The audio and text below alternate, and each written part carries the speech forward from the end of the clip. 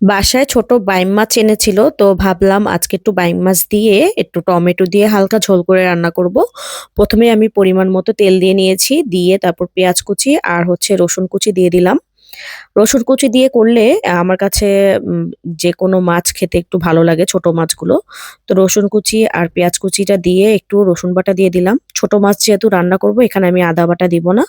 আর দিয়ে দিলাম ১ চামচ হলুদ গুঁড়ো, জিরা গুঁড়ো ১/২ চামচ, আর ধনিয়া গুঁড়ো ১/২ চামচ, আর মরিচ দিয়ে দিলাম ১ চামচ। দিয়ে এখন খুব ভালো করে তেলটার মধ্যে একটু ভেজে নিব, যাতে করে মসলাটা গন্ধ চলে যায়। একটু এখন আমি একটা টমেটো দিয়ে দিব, একদম কুচি, কুচি করে কেটে নিয়েছি।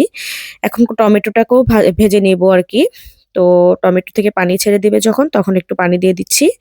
তো পানিটা দিয়ে কিছুক্ষণের জন্য একটু নেড়েচেড়ে নিচ্ছি। একটু মসলাটাও কষানো হয়ে যাবে এর মধ্যে। তো মসলাটা মোটামুটি কষানো হয়ে গেছে। এখন একটু লবণ দিয়ে দিচ্ছি। লবণটা দিয়ে আবার কিছুক্ষণ নেড়েচেড়ে নিচ্ছিলাম। নেড়েচেড়ে এখন আমি দিয়ে দিব মাছগুলো।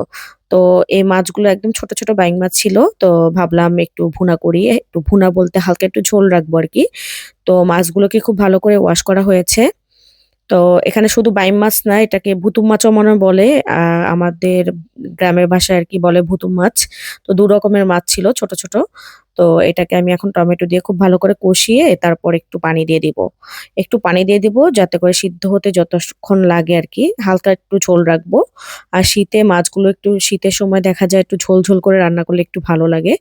তো সিদ্ধ হওয়ার জন্য এখন অপেক্ষা করছি ঢাকনা দিয়ে। তো সিদ্ধ হয়ে গেছে। এখন আমি ধনিয়া পাতা দিয়ে মাছটা রান্না কমপ্লিট করলাম। এই তো মাছ রান্নাটাও পুরোপুরি কমপ্লিট হয়ে গেছে। আর দেখতে কেমন হয়েছে সবাই কমেন্ট, শেয়ার অ্যান্ড লাইক করে জানাবেন। তো আশা করি সবাই ভালো থাকবেন। আল্লাহ হাফেজ।